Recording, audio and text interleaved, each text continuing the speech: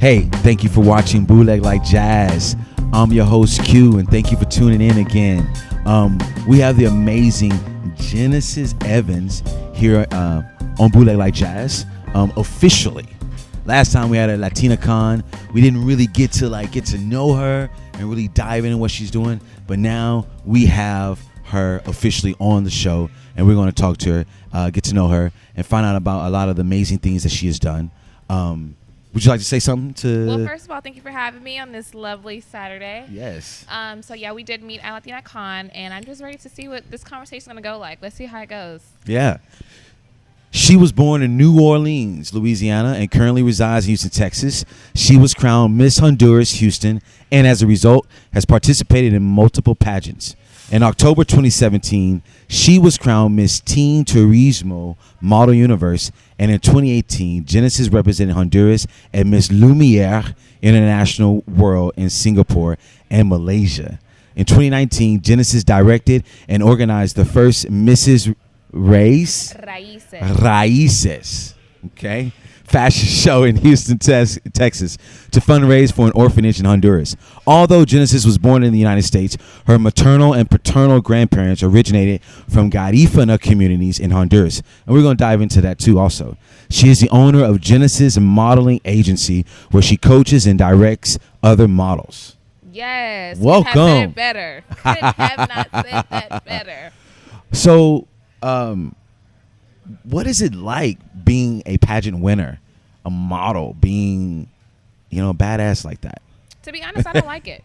Oh, really? I when this was first introduced to me, like 2015, I could not stand the idea of being a pageant girl, being a model. I've always wanted to, but I never think that I was going to dive into it as fast as I did and as hard as I did. So my mom at the time was coordinating a pageant for this guy named Roland Gramajo. So he's like, hey, your daughter's gorgeous, she's pretty, I want to see what she does in the pageant. So my mom's like, Genesis, do you want to compete? And I'm like, okay, that's fine, let's see how it goes. Just like that? Just like that. We had a month to get everything ready. I've never competed in a pageant in my life, and the most pageants I've ever watched was maybe Miss Universe. Fascinating. Maybe. So I trained myself through watching Miss Universe past pageants, and it was just basically that. So, day of the pageant, I ended up winning.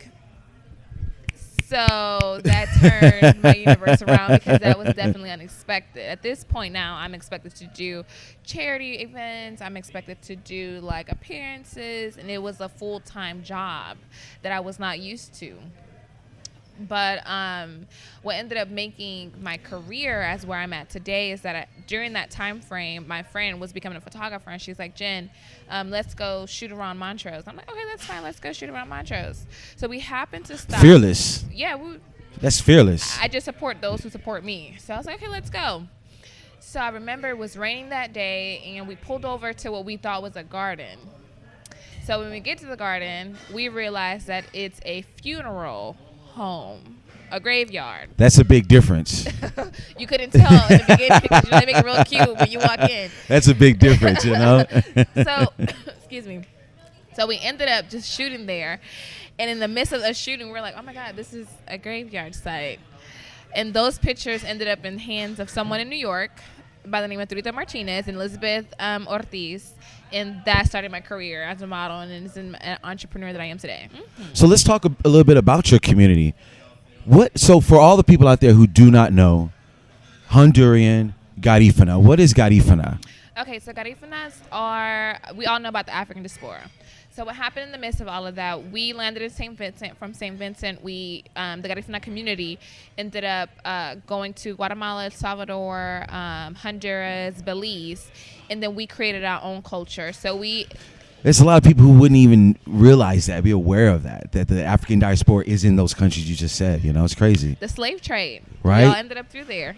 It's crazy. Yep. So we ended up mixing the indigenous culture, Honduran culture, and Spanish culture and African culture, and made it our own language. We ended up making our own alphabet, and we just stayed there in Honduras.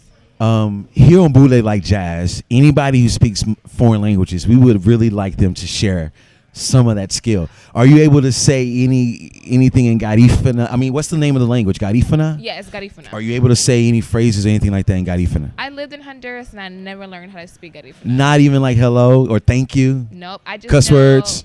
No. Actually, I know when somebody's cussing me out, though. I know when someone's cussing me out, and I know how to. Gotcha. They can speak to me, but I will have to reply to them in Spanish, unfortunately, because I lived in the city. So the Garifunas normally are on the coast of Honduras, and I lived in the city. So I would go and I would spend time there, but I just never spent enough time to pick up the language. What are some of like the customs, traditions, norms of a Garifuna community, things like that? So going back until we create our own culture, we have our own dance that's called punta. We also have our own food that's one of my favorites, which is the machuca, which is plantains smashed together. And then we have a soup. Say that again. What's it called? Plantains. No, the dish. Oh, machuca. So we have the plantains smashed together, and then we put like a coconut in the soup, and we have like all seafoods in there because, again, we're by the coast. Right. So Makes all sense. we eat is seafood. And that's one of the famous foods in the Garifuna culture. Fascinating. Speaking about language, how many languages do you speak? 2, English and Spanish. To anybody out there thinking about becoming a model, starting their own business in modeling, what do you have to say to them? Focus and network, because networking is the key. Will Smith just talked about that. He was talking about collaborating with people when you want to do your own thing. You have Why to is that important? with people, because you may know something that I don't know, and you may know someone that I don't know, and just because you know them doesn't mean you guys have to work together. But it may not work for you, but it may work for me. It's just making sure that we all are in the same loop. I can go to a fashion show and know maybe 100 people there, even if I've never worked with them, but it's because someone introduced them to me. And one day, for example, I'm going to New York for New York Fashion Week. And this lady, I go Congratulations. every year. That's what's up. And this lady's like, hey, Genesis, I need a dress for this gala. She didn't know designers, but I called about 10. I'm like, hey, this is her size, this is her measurements. Send me pictures. And I was able to connect them through there, even though I don't benefit from it. But just making that connection, I'm going to forever have a friend in her. Fantastic. So New York Fashion Week, what's your goal when you go there?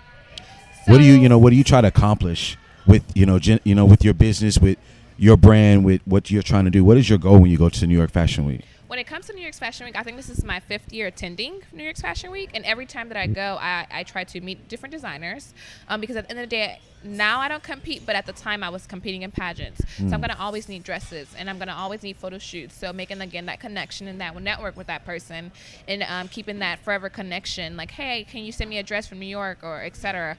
Or in my case, I went to Cayman in June for Fashion Week in Cayman. Man, didn't know they were having fashion weeks out there. They do. What? And I was able to, I interviewed them. Well, I was an interviewer, for their red carpet for the entire week. So I need dresses for each show and each appearance. Because you can't wear the same thing, and it's got to be new. You know what I'm saying? You really do have to you've got to play with the big dogs. Exactly. Can I say it, on a budget? Yeah, on a budget. So I'm not disrespecting you if I say that? No, you're not. Gotcha. Okay, look, I go straight to clearance when I go to the stores. So no, you're not disrespecting at all. So, and this world is expensive, like you just said, touching on the topic. So it's just easier to keep that connection and have them send me the dresses or the garments. I always go into interviews because, again, I have my own business and I am my own person. So I'm sorry, I didn't hear you. I'm deaf. Can you say that again? I have my own business and I am my own person. Decisions. So I have to promote myself because if I don't, who is? So I do that. So it's just beneficial for me to go to New York. New York is my second home. But after about 2 weeks, I got to come back to Houston because I can't do it no more without my car. But New York is definitely my second home. And I'm glad that I have a team in New York that handles like my PR, where am I going, my bookings and stuff like that. So it's a team effort. This is a lovely outfit. Thank you. Where did you get it, if you don't mind me asking? I think Forever 21. So where do you shop at? Where does Genesis Evans shop at? She gets her look. Don't have to give all the secrets, but a few of them. I'm definitely a Forever 21 girl. And depending on where I'm going, I'll go to Zara, I'll go to Topshop. But again, a lot of my clothes are from designers. My closet, I have a lot of pieces that are given to me. And they that just must be nice. There. No, I'm trying to That must be nice. I'm trying to get rid of them because I don't. It's that thing when you're a model. Where can people find you? People can find me at Genesis Evans _ on Instagram and Genesis Evans on Facebook as well. Get at her. She's trying to give away clothes. I'm sorry. Continue. So I normally just either get the designers or I go to the store, but those are my top three: Topshop, Zara, or Forever 21. So, what has your experience been like being an entrepreneur, starting your own business, navigating, getting it off the ground, getting it running, getting in revenue? It's tough. I'll be sitting here lying and say that I don't have moments where I'm stressed out and I'm like, I don't want to do this. F this. I'm over it. Because I think, again, you have to go through trusting people. It goes back into that building that relationship, that you hoping that whatever this person can bring to the table is genuine, that you guys both win. But it's devastating when something happens and someone doesn't have your best interest at heart and it just does not work. So how do you prevent that? Can you prevent that? Just pray. I mean, God is my best friend, so I just pray and I put everything in his hands. If it doesn't work, you save me from a bullet, and if it does, thank you very much.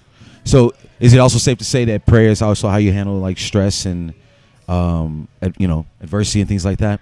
Yes, prayer. I actually went through a 10-day fast. My birthday's January 10th. Happy belated birthday to me. Oh, I'm the 13th. Okay, Capricorn. Yes. So I did a 10-day fast from December 31st to January 10th. And that's because I'm working on a very, very special project later on this year, and I feel like I need to focus. So in my head, if I can make it through the 10 days fasting from sun up to sundown, not going out, no alcohol, no anything, mentally, spiritually, physically, I'm ready for what I'm trying to accomplish towards the end of this year. No food at all, no, but sun up to sundown. Sun up to sundown, 6 But at night, you eat at night. It was small portions. It was very small portions, and I would just go to sleep. And then throughout that, I was doing a heavy training. So I would train in the morning and then train at night. So it was very intense, and I definitely had moments where I cried. I was frustrated. I don't know if it was because I was hungry or because my body was sore. I don't know, but it was just a lot going on in those 10 days. But I made it through it, and I'm actually keep going with my fast. Yeah. The only day that I had a drink was on my birthday, and that's because it was forced. But still going through with the fast. That's what's up. Mm-hmm. So can you talk a little bit about being Afro-Latina here in the States, in the modeling world, and your experiences, dealing with, colorism, prejudice, racism, things like that? Wow. Yeah. So dealing with that is definitely have been tough. And I had to grow into acknowledging and accepting that everyone's not going to like me. And not because I'm not good enough, not because I can't do the work, but it's just because sometimes the color of our skin, unfortunately, isn't totally accepted, especially in the Latino community. So when I first started doing pageants, of course, I won a Latino pageant, which meant that I was around Latinos more than I've ever been in my life. And I remember one day this lady was like, I was doing a casting, got the job, but was doing a casting, and I was the only black girl, and I had my curly hair at the time.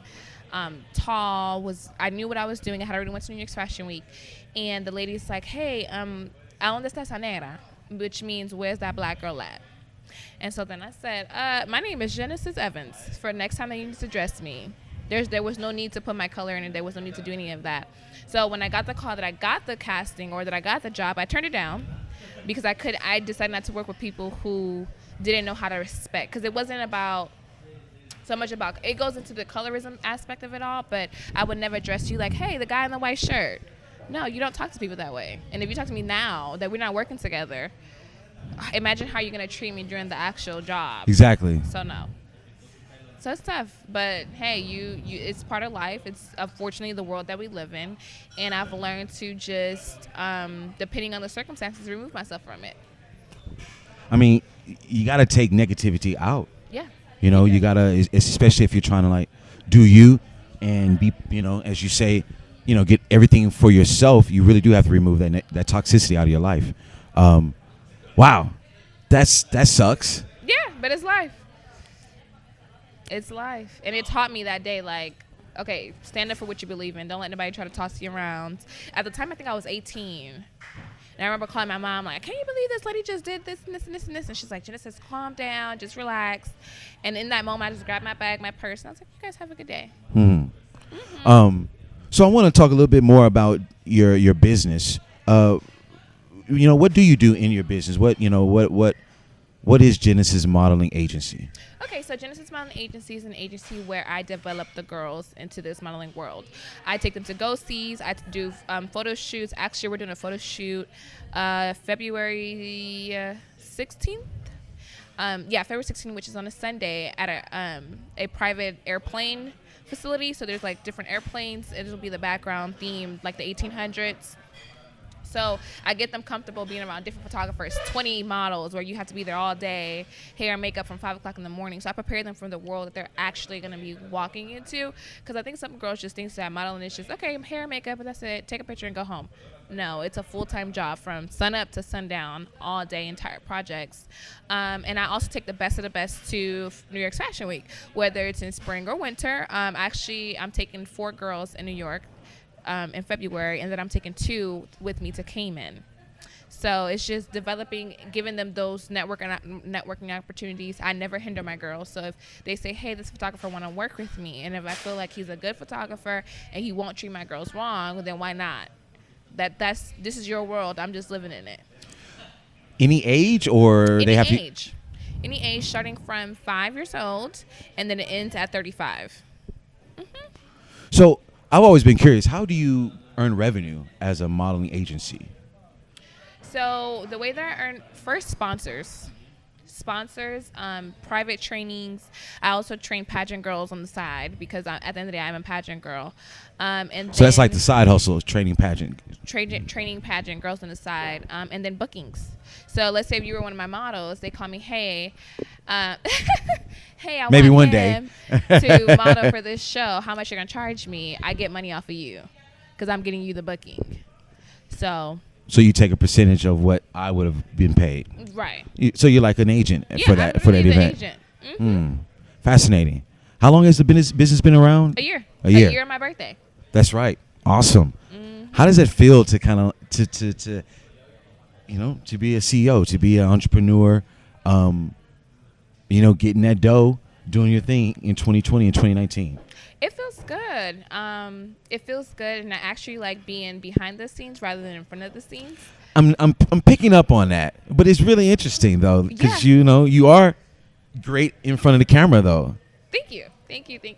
I mean, I was prepared for it. I was trained for it, to do interviews, to do photo shoots, to do, because again, I am a pageant girl at the end of the day, but I've learned that beauty don't last forever, so I have to make income somewhere else. And then I love grooming and growing girls into who they need to be. Whether you do the agency or you do the classes and you find out that, hey, I don't want to be a model, okay, that's fine. What you want to do? I have connections here, I have connections there. I'm gonna help you somewhere. And just to know, when I look back on my girls, I coached a pageant maybe like 2 years ago, and then one girl created her own makeup line, and I was like, oh, shout out to you. It's just something that it makes me proud to see that women of color, young women, just evolving and growing into who they're supposed to be. Wrapping up, I want to talk a little bit about what's the goals for your business, Genesis Modeling Agency. What are your like 3 to 5 year goals? I'm gonna be very honest. I don't have any goals right now. I didn't have any goals when I started, because you know how we touched the topic on things happening naturally? I was never supposed to have an agency. It kind of occurred to me when I decided to do the fashion show Miss Raices, and I was in Singapore. And I called my mom and I said, hey, Mom, I really want to go there, by the way. I don't like Singapore. And Indonesia. I like Malaysia more than I like Singapore. Okay, after this, I'm going to ask you why. But anyways, I was in Singapore, and I heard about this orphanage in Honduras, and I'm like, hey, Ma, this orphanage, we need to do something now. So I was like, I'll do a fashion show. We'll just raise the money. We'll send the money. This was December 15th. I got to Houston maybe December 27th. The casting call was December 30th, and 50 models showed up for the casting call within like a couple of days of notice. So that itself was like, oh, I could do this. And the fashion show was 10 days after that. That's huge. So I was able to get the money. I was able to raise everything I need to get, the sponsors, the liquors, the venue itself. So I said, if I could do this in less than 30 days, imagine what I can do in my own business. It sounds like divine intervention here. Somewhat. So it kind of just happened naturally. And then after the fashion show, it kind of, people was like calling me from like New Orleans, from Cayman, like, hey, you need to do this, you need to do this. So I kind of just go with the flow. Yeah. Eventually, I definitely want my own location, but still, I can't tell you what I want in the next 3 to 5 years. Okay. Well, you're extremely beautiful. Thank you. For all the women out there who are listening or people who are interested, what products do you use? How do you, Really not much. Monday through Friday, I don't wear makeup. It's rare. Unless I have an event or something to do with my company, I don't wear makeup. And when it comes to my face, Fit Me foundation, $5 from Target or Walmart. And then some lashes and some lip gloss. And the rest is just natural. How? So we were talking about traveling. You said you prefer you prefer Malaysia over. Why is that? So Singapore, one thing you'll know about me once we get to be more acquaintance later on, I'm very down to earth. Okay, I may look like I'm bougie and all that stuff, but I'm not. Okay, I like to go to the real stuff. Don't show me nothing beautiful. Don't show me anything, because I'm not interested in things like that. So when I went to Singapore, everything was like super white, super clean. Everyone was like, hi, how you doing? It was just not natural to me. And they didn't have their own culture. Fascinating. They didn't. That's fascinating. I went and I called and said, hey, what do you guys do? Like, what's common or what's natural? What's something that you guys do every year? No one could answer that question. So I was like, okay. So when we went to Malaysia, on the other hand, it was fascinating. From the culture, from the people, from what they wore. We were walking in the street, and it was like horses just riding in the middle of the street with cars, buses, people screaming from towers. I was like, okay, I like this. But it had its own unique, rich culture. People were genuine. I went to the markets by myself. At the time, I was like 19, 20 when I was in Malaysia. And how old are you now, 21? 22. Oh. Yeah, 22. I was close. And I was there for 2 weeks by myself. I traveled that entire time by myself. And I felt safe. I felt cool. I was like, I could live here. So I prefer Malaysia over Singapore. How many countries have you been to? 5, maybe. Where? So Singapore, Malaysia, Cayman. Oh, that's right. Guatemala, Mexico, Salvador, Honduras, and that's it. Yeah. Favorite place? Malaysia. What languages do they speak out there in Malaysia and English. Singapore? They speak, so in Singapore, it's a melting pot. So Singapore is made of 3 ethnicities, which is Chinese, Indians, and the Singaporeans, which is a mix of 2. So that's that. They speak English and their own native language, which is Chinese and Indian. And then Malaysia. And we're talking about from India. India, yeah. And so in Malaysia, it's the same thing, the exact same thing, but it's more people from India in Malaysia, which is odd. But they all speak English. Everywhere that I went, everyone spoke English. What was so like money wise? Like how far could your dollar go? Not far at all. Oh. Nope. Not far at all. I was in U.S. I'm glad I asked that question. Yeah, it didn't go far at all. Huh. What's one of the, so just one more thing, like what else, like what were the people like in Malaysia? Like it seems like they were very gregarious, very extroverts. They were very home welcoming. They're very welcoming. I got lost and I was like damn near in the alley by myself. Again, traveling by myself. Yeah, there's a lot of people be freaked out by what you just said. No, I was just walking and I realized that I got lost, and this guy, I was like, hey, I don't know where I'm going. Can you take me back to my hotel? We literally walked back to my hotel. That was like a mile walk. And we talked the entire time. And he didn't have to do that. I don't even know what he was doing. Oh, he could have robbed me for all I know. Right. But he took me to my hotel, and then that night, he came back to the hotel, and we went to dinner. Because I was meeting my friend there. I just didn't know how to get there. Sounds like he's in love with you.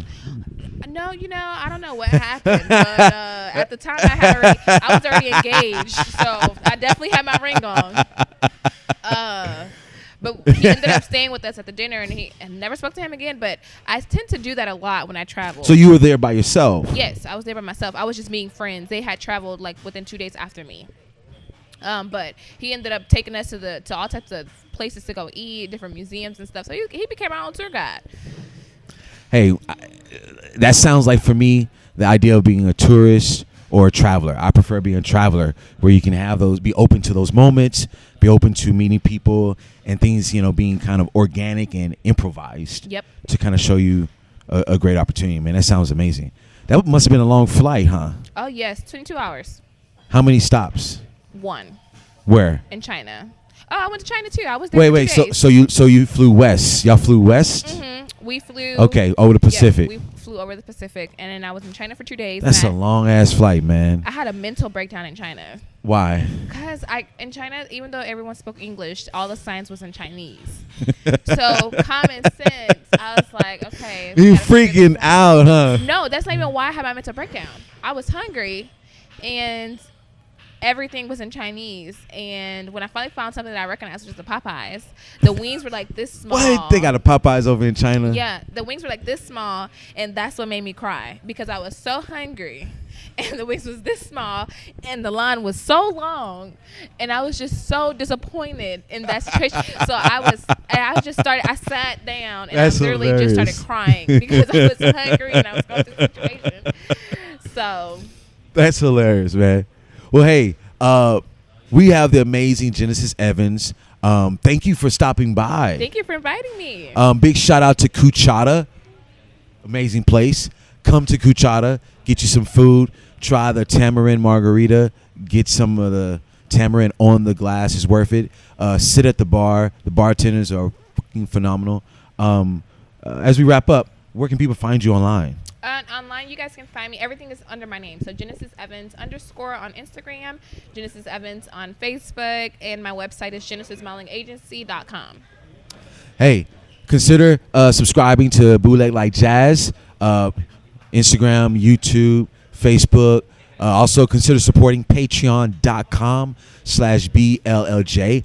I'm your host, Q. Hey, thank you for watching and listening. We'll be back soon.